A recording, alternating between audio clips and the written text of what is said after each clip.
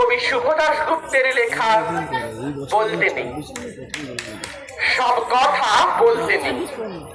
পরস্ত্রীর সৌন্দর্যের কথা আর অফিসের সঠিক মাইনের কথা নিজের বউকে বলতে নেই।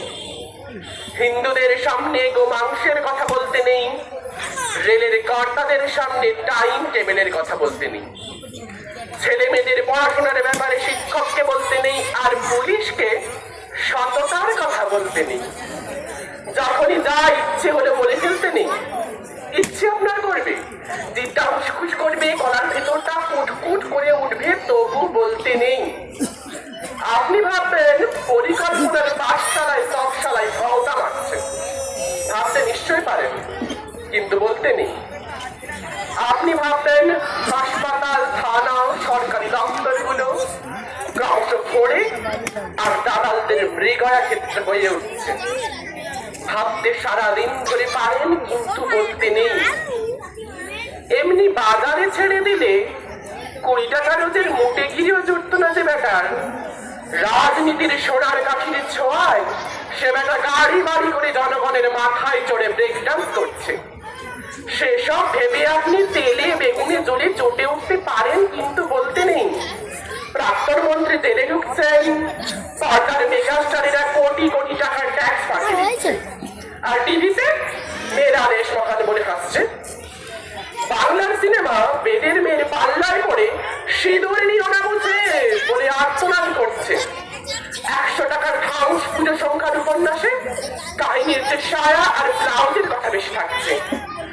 বুদ্ধিমান পরিচালক হাড় হামানের জীবন নিয়ে সিনেমা তৈরি করে ফরেনে পুরস্কার হাতাচ্ছেন, আর 5 হোটেলে বসে ফুর্তি মারছেন। খবরের কাগজে খুন, ডাকাতি আর ধর্ষণের সিরিয়াল ছাপছে, টিভিতে মুড়ো ঝ্যাঁটার বিজ্ঞাপনে উলঙ্গ মেয়ে দেখিয়ে দিচ্ছে।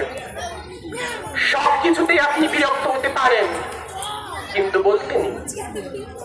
কারখানার পর কারখানা বন্ধ হয়ে যাচ্ছে, শ্রমিকেরা বাকি হাতে ভিক্ষে করছে, গলায় দড়ি দিচ্ছে, আর ইউনিয়নের দাদারা রান্নাঘরে টাইলস বসাচ্ছেন।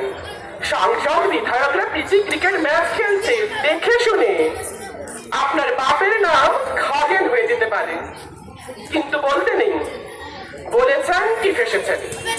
লাল বলবে এ বেটা নীলের দালাল প্রতিক্রিয়াশীল, আর নীল বলবে ও বেটা লালের দালাল দেশদ্রোহী।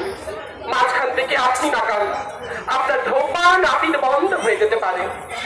সুতরাং বলতে নেই। প্যাঁচে পড়ুন, তখন বুঝবেন। বাড়িতে চোর ঢুকে সব সাফ করে দিই। থানা বলবে বাড়িতে এত জিনিস রাখেন কেন, দিনকাল বোঝেন না, খালি বড় বড় কথা। সুতরাং বলতে নেই। বোবার শত্রু নেই, বোবা হয়ে থাকুন। চোখে ছানি পড়লে কাটাবেন না। দৃষ্টি যত ঝাপসা, বেঁচে থাকার আনন্দ তত বেশি। একটা কথা সাফ করে বলে দিই, যে বেটা এখনো জন্মায়নি আর যে বেটা টেসে গেছে, এরা ছাড়া কোনো মিয়াই সুখে নেই। আপনি ভ্যাবলা না নেতা না অভিনেতা না ঘরের না খাটের, আপনার মশাই চুপ করে থাকাই শ্রেয়। চুপ করে মটকা মেরে পড়ে থাকুন না, আর তো কটা দিন মনে মনে গান করুন।